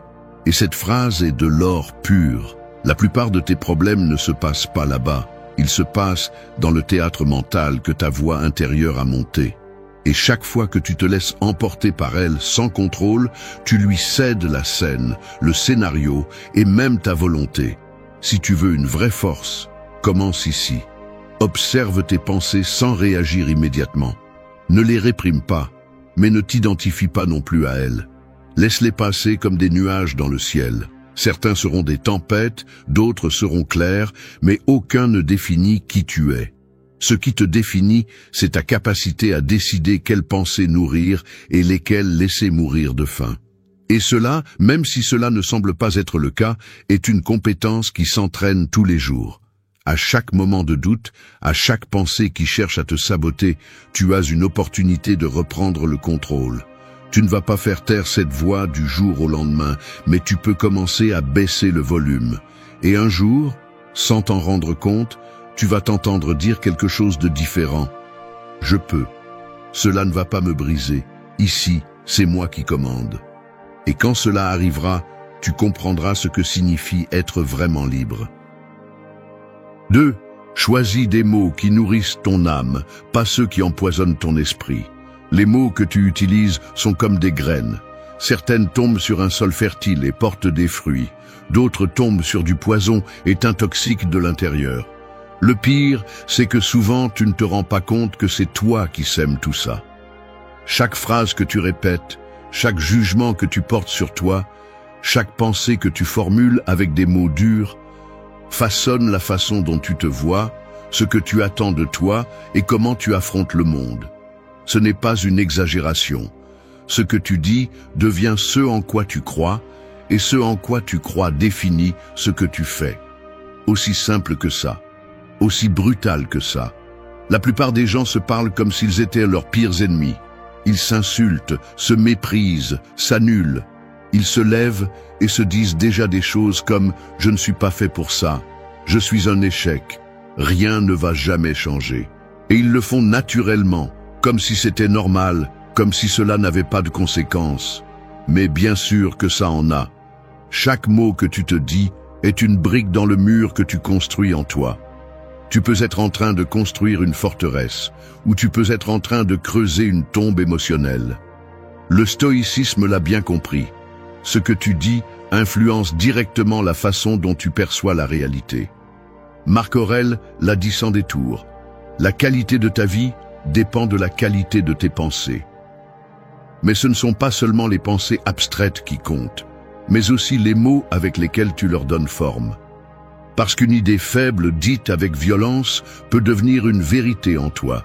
Et une vérité puissante, dite avec douceur, peut passer inaperçue. C'est pourquoi il faut faire attention. Beaucoup d'attention. Commence par observer comment tu te parles. Pas seulement quand tout va bien, mais surtout quand tu échoues, quand tu es fatigué, quand tu te sens faible. Parce que c'est là que la voix la plus cruelle sort généralement.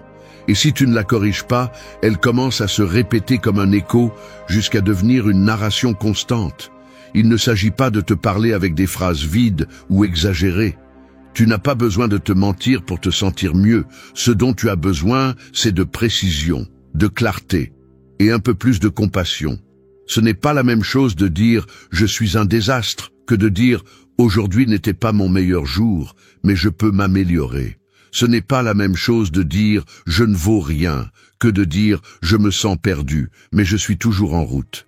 Les mots que tu choisis ne vont pas effacer tes problèmes, mais ils vont déterminer si tu as l'énergie pour les affronter ou si tu t'effondres avant de commencer. Et ça, dans les moments de chaos, fait toute la différence. Beaucoup de gens pensent que se parler positivement est une forme de faiblesse, comme si c'était de l'auto-assistance bon marché ou du positivisme naïf. Mais ce n'est pas le cas. Te parler avec force, avec respect, avec intention, est un acte de guerre interne. C'est reconnaître que ton esprit a besoin de direction, pas de punition. Il a besoin de clarté, pas de drame. Parce que si tu ne te relèves pas avec tes propres mots, alors chaque jour, tu dépendras de quelqu'un d'autre pour le faire. Et ça, c'est une condamnation. Tu as le pouvoir de choisir le langage avec lequel tu vas te construire. Des mots qui te nourrissent ne sont pas seulement de jolies phrases. Ce sont des déclarations de guerre contre tout ce qui veut te détruire de l'intérieur. Ne répète pas ce que les autres ont dit de toi. Ne reproduis pas de vieilles idées qui ne te servent plus. Parle comme quelqu'un qui est déterminé à se relever, même s'il est à terre.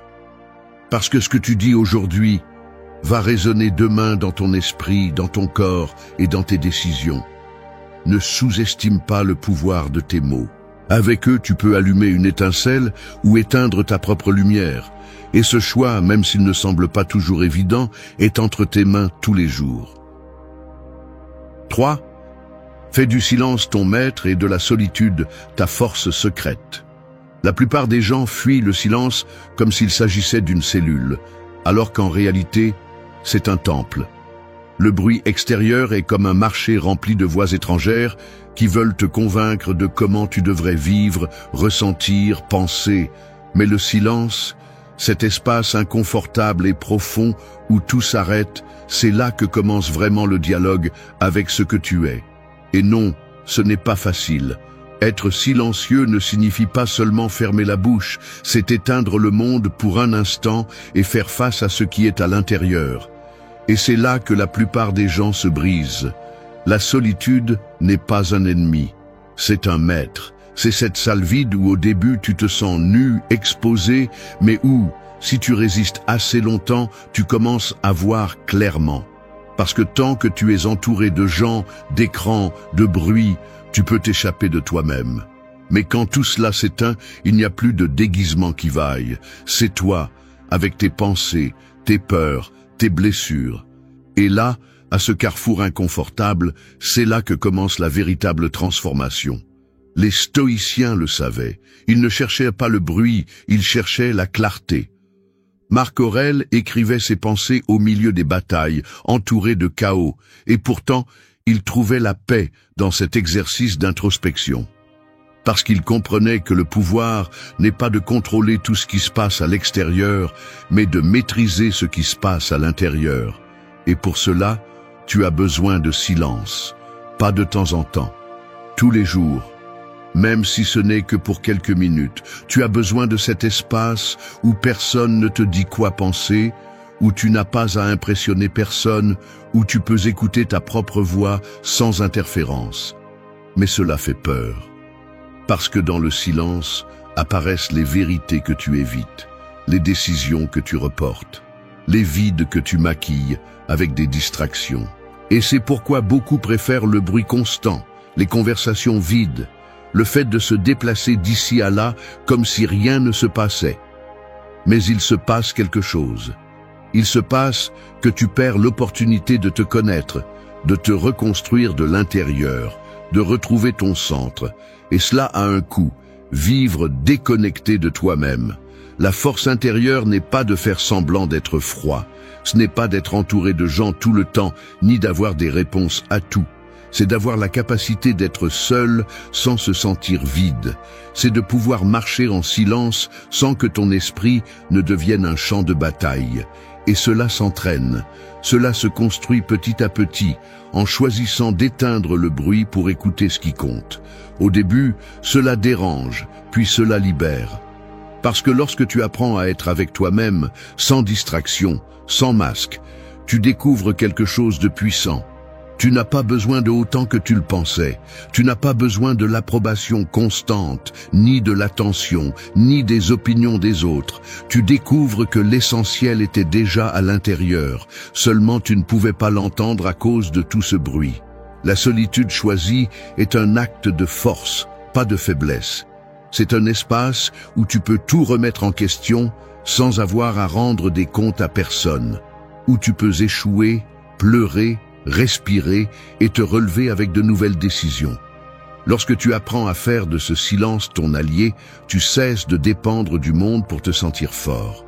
Tu n'as plus besoin de remplir ton agenda, ni de t'entourer de personnes qui ne t'apportent rien. Tu apprends à être avec toi-même, et plus encore à te respecter. Et quand cela se produit, le monde peut venir avec tout ce qu'il a. Pression, chaos, bruit, incertitude. Et toi, au milieu de tout cela, tu pourras rester ferme, parce que tu as déjà été avec toi-même. Tu sais ce que tu vaux sans applaudissements ni compagnie. Tu as déjà ce refuge interne auquel tu peux retourner lorsque tout s'effondre à l'extérieur. C'est la véritable force, celle qui naît dans le silence, celle qui grandit dans la solitude, et celle que personne ne peut enlever. 4. Libère-toi de ce que tu ne peux pas contrôler et récupère ton pouvoir. Imagine que tu traverses la vie en portant une valise qui ne t'appartient pas. Elle est remplie de pierres que d'autres personnes ont mises là. Déception, jugement, erreur d'autrui, attentes que tu n'as jamais choisies. Et sans t'en rendre compte, tu avances chaque jour plus lentement. Ton dos te fait mal, tu manques d'air, mais tu continues à porter cette valise comme si elle était à toi. Comme si tu n'avais pas le choix. Le pire, c'est que la plupart des gens font exactement la même chose. Ils souffrent pour des choses qu'ils ne contrôlent pas.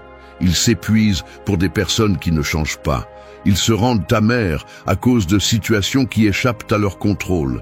Et puis ils se demandent pourquoi ils se sentent si vides, si frustrés, si épuisés. Le stoïcisme le dit clairement dès le début. Il y a 2 catégories dans la vie. Les choses que tu peux contrôler et celles que tu ne peux pas. Ton attitude, tes décisions, tes actions, tes valeurs, tout cela est sous ton contrôle. Mais le temps, l'opinion des autres, le passé, la mort, le comportement des autres, cela ne t'appartient pas. Et pourtant, souvent, tu donnes toute ton énergie à ce qui est hors de ta portée. Tu te brises en essayant de réparer ce qui ne dépend pas de toi. Tu es obsédé par le changement des personnes qui ne veulent pas changer. Tu te punis pour des erreurs passées que tu ne peux pas refaire. C'est comme crier au vent et espérer qu'il s'arrête. Récupérer ton pouvoir commence par lâcher ce que tu ne peux pas contrôler. Ce n'est pas de la résignation, c'est de l'intelligence émotionnelle. C'est comprendre que pendant que tu concentres ton attention sur l'incontrôlable, tu négliges ce qui est entre tes mains. Peux-tu décider comment réagir? Oui. Peux-tu contrôler ce que quelqu'un d'autre dit de toi? Non.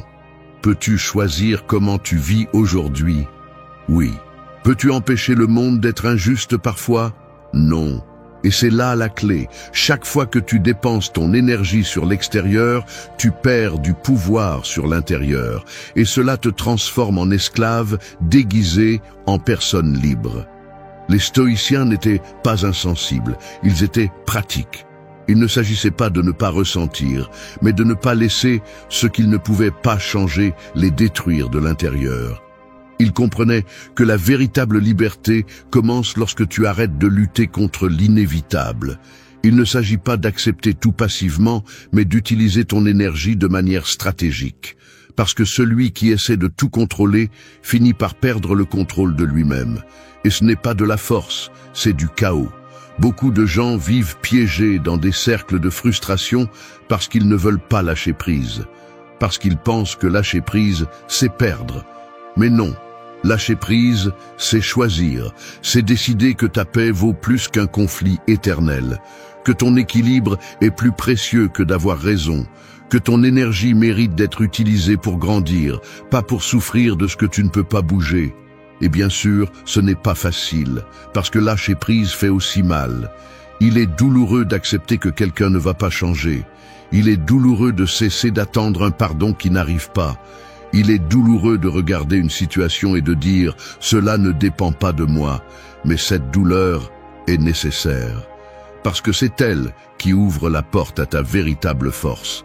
Quand tu arrêtes de porter ce qui ne t'appartient pas, tu te rends compte à quel point il peut être facile d'avancer. Tu te rends compte de tout ce que tu peux construire avec l'énergie que tu utilisais auparavant pour te détruire lentement.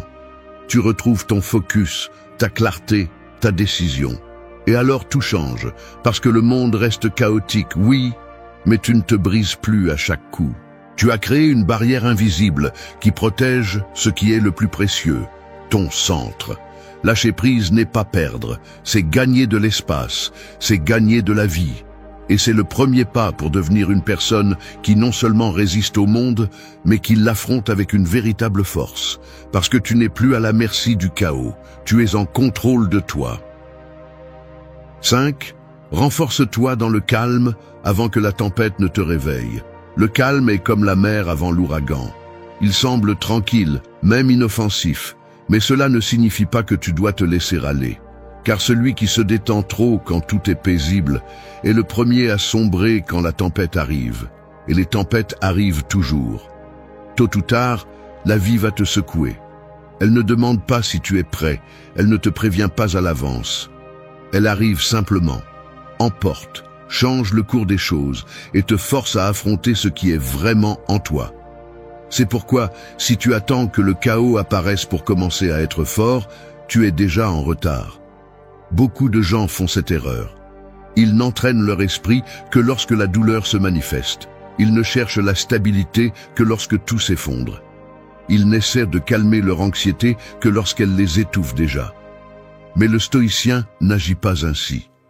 Le stoïcien se prépare en temps de paix. Il profite de chaque moment tranquille pour se renforcer de l'intérieur, pour forger son caractère, pour entraîner sa résistance émotionnelle. Car il comprend que le véritable test n'est pas de garder son calme quand tout va bien, mais de le garder quand tout s'effondre. Et ce calme ne s'improvise pas, il se travaille. Sénèque parlait de la premeditatio malorum, une pratique stoïcienne qui consistait à imaginer les pires scénarios possibles, non pas pour se laisser obséder par la peur, mais pour l'affronter avant qu'elle n'arrive, pour que lorsque l'adversité se présente, elle ne te paralyse plus, elle ne te brise plus, parce que tu l'as déjà vécu dans ton esprit. Tu l'as déjà vue, tu la connais, et c'est pourquoi elle ne te surprend ni ne te détruit. C'est ça la force intérieure, ne pas attendre que tout aille mal pour devenir fort, mais devenir fort pour quand tout ira mal. Mais aujourd'hui, la plupart des gens vivent distraits dans le calme. Ils s'anesthésient avec des plaisirs rapides. Ils se divertissent avec des choses superficielles. Ils oublient de regarder à l'intérieur. Ils ne se remettent pas en question.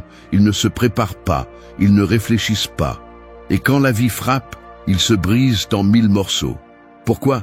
Parce qu'ils n'ont pas construit de base. Il n'y avait pas de structure émotionnelle, pas d'entraînement mental, seulement du confort déguisé en paix. Et ce confort ne sert à rien lorsque le monde est en désordre. Le calme doit être ton terrain d'entraînement, pas ton excuse pour dormir. Chaque jour qui passe sans bruit, sans pression, est une occasion de développer la clarté, la discipline, l'autocontrôle. Pour te demander quelle partie de toi a besoin d'être renforcée, quelles pensées doivent être remises en question, quelles habitudes doivent mourir. Car lorsque le chaos arrive, il n'y a pas de temps pour se préparer. Tu agis seulement avec ce que tu as. Et si tu n'as pas entraîné avant, il t'écrase. Entraîne ton esprit quand tout est tranquille. Apprends à observer tes émotions sans les juger, à respirer profondément quand tu n'en as pas besoin, à penser clairement même quand il n'y a pas de pression.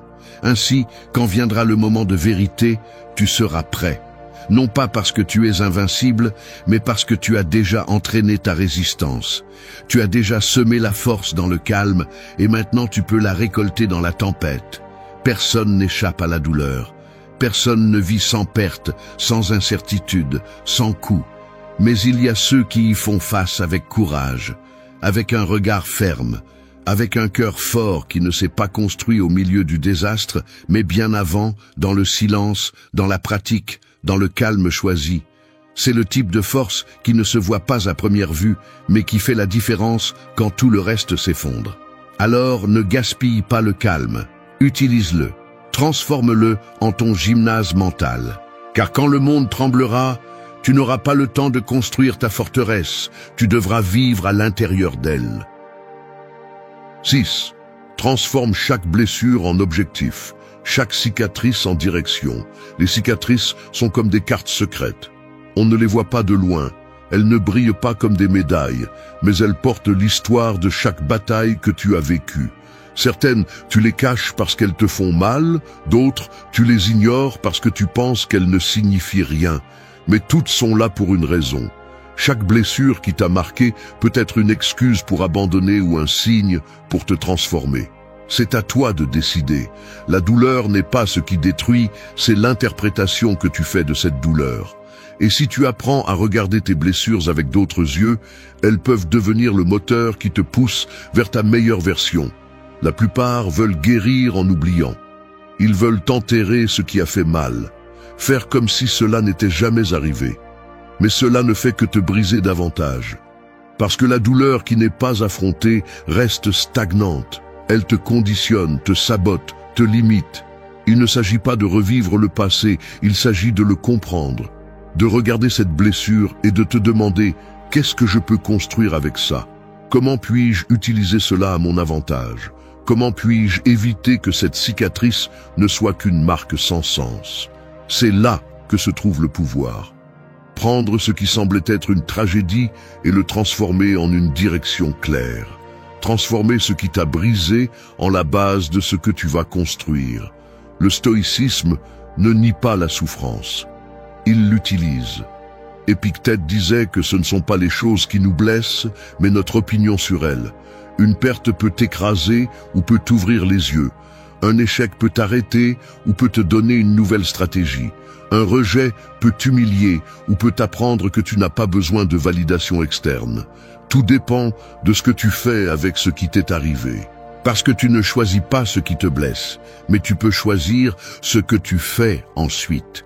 Et c'est là que se séparent ceux qui restent brisés de ceux qui se reconstruisent avec colère et objectif. Il faut comprendre quelque chose. Tu n'es pas faible parce que tu t'es brisé. Tu n'es pas moins parce que tu es tombé. La vie ne consiste pas à éviter les blessures. Elle consiste à ne pas les laisser te définir. Tu peux utiliser chaque chute comme une marche, chaque erreur comme une leçon, chaque trahison comme un filtre pour savoir qui mérite vraiment ton énergie. Mais cela ne se produit pas tout seul. Cela nécessite une décision. Cela nécessite que tu prennes la douleur à deux mains et que tu dises « Cela ne va pas me transformer en victime. Cela va me transformer en force. » Transformer la douleur en objectif ne signifie pas romantiser la souffrance. Cela ne signifie pas que tout arrive pour une raison magique. Cela signifie que, puisque c'est arrivé, tu vas l'utiliser comme carburant, comme une étincelle qui te rappelle pourquoi tu ne peux plus rester au même endroit. Parce qu'il y a des blessures qui non seulement te marquent, mais te réveillent. Elles te disent que tu ne peux plus vivre de la même manière, qu'il faut que quelque chose change. Et ce message, bien qu'il fasse mal, peut être ta boussole. Beaucoup de gens marchent sans but parce qu'ils n'ont jamais transformé leur douleur en direction. Ils la traînent comme un poids, ils ne l'utilisent pas comme un guide. Et ils continuent à répéter des schémas, à chercher des coupables, à fuir le passé. Mais tu n'es pas ici pour ça. Tu es ici pour prendre ce qui a fait mal et le transformer en détermination, en courage, en clarté. Chaque cicatrice que tu portes est un signe que tu as survécu. Et si tu as survécu, tu peux avancer. Tu peux utiliser cette histoire pour inspirer, pour créer, pour te relever avec plus de fermeté qu'avant. Alors, ne cache pas tes blessures. Ne les cache pas comme si elles étaient une honte. Elles font partie de toi, mais elles ne sont pas tout ce que tu es. Utilise-les. Fais-en partie de ton objectif, parce que ce qui a fait mal peut être exactement ce qui te pousse à ne jamais abandonner. 7. Embrasse l'obscurité. C'est là que naît ta lumière la plus authentique. L'obscurité est comme une pièce sans fenêtre. Au début, tu entres et tout est incertitude. Tu ne vois rien, tu ne comprends rien, tu ne sens que le poids du silence, la peur flottant dans l'air et le sentiment que quelque chose ne va pas. Mais si tu restes là assez longtemps, si au lieu de courir, tu choisis de rester immobile, tes yeux s'adaptent. Tu commences à voir des formes, à distinguer des détails, à comprendre que tout n'est pas une menace, qu'il y a aussi de la vérité dans l'ombre, que tout ce qui est sombre n'est pas perdu. Et alors quelque chose de curieux se produit. Au milieu de la noirceur, une lumière apparaît. Elle ne vient pas de l'extérieur, ce n'est pas une lampe, ni une porte ouverte. Elle vient de toi. L'erreur de beaucoup est de penser que leur force se construit dans les moments heureux, qu'ils ne peuvent avancer, grandir, briller que lorsque tout va bien. Mais la réalité est autre. La vie ne se forge pas dans le confort, elle se forge dans l'abîme. Quand tu n'as pas de réponse, quand tout semble brisé, quand la douleur te pousse à la limite, c'est dans cet espace inconfortable que tu découvres vraiment de quoi tu es fait. Et là, dans cette nuit interne qui semble interminable, une clarté peut naître que tu n'aurais jamais trouvée dans la lumière. Le stoïcisme ne te dit pas de fuir tes émotions sombres. Il te dit de les regarder en face, d'entrer en elles avec conscience. Parce que la peur, la tristesse, la colère ne sont pas des ennemis. Ce sont des signaux. Ils te montrent des parties de toi que tu as besoin de travailler, des blessures que tu n'as pas guéries, des croyances qui te limitent. L'obscurité révèle ce que la lumière cache. Et si tu apprends à te déplacer à l'intérieur sans paniquer, tu développes une force qui ne dépend de rien d'extérieur. Une force brute, réelle, indestructible. Beaucoup nient leur obscurité parce qu'ils croient que ressentir est échouer, que d'avoir peur est se rendre, que d'être triste est être faible. Mais non, ressentir fait partie du processus. Ce que tu ne peux pas te permettre, c'est de rester coincé. L'obscurité est un lieu que tu dois traverser, pas un lieu où tu dois rester à vivre. C'est le terrain où germent les graines du changement. Ce n'est pas confortable, mais c'est nécessaire. Parce que si tu fuis toujours la douleur, tu n'apprendras jamais ce dont tu as vraiment besoin. Et si tu n'apprends pas, tu répètes. Chute après chute, sans transformation. Ta lumière la plus authentique n'apparaît pas quand tout est résolu. Elle apparaît quand, même avec peur, tu décides d'avancer. Quand tu es fatigué mais que tu choisis de résister. Quand tu as mal mais que tu continues à marcher. C'est là que se trouve le véritable éclat. Dans cette capacité à affronter ton côté le plus sombre sans perdre le cap. Et ce n'est pas quelque chose qui arrive d'un coup, c'est une pratique quotidienne. C'est regarder en toi et ne pas avoir peur de ce que tu trouves. C'est accepter que tu as aussi des ombres, que tu n'es pas parfait, mais que cela ne te rend pas moins précieux. Cela te rend humain. Chaque personne qui a trouvé son but, sa voie, sa force, a traversé des moments sombres, des moments où tout semblait perdre son sens, où rien ne fonctionnait, où la seule option était de se rendre ou de se réveiller. Et c'est là que tu choisis.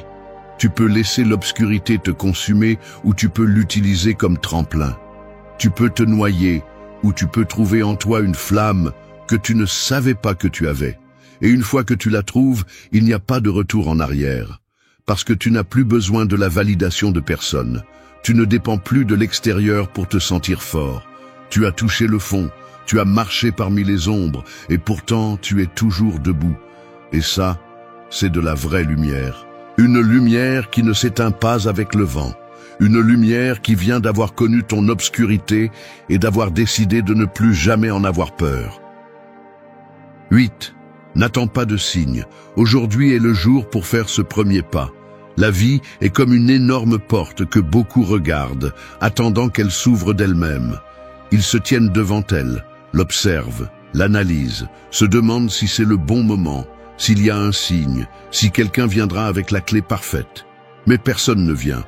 Il n'y a pas de lumière clignotante, pas de voix du ciel, pas de chemin tracé.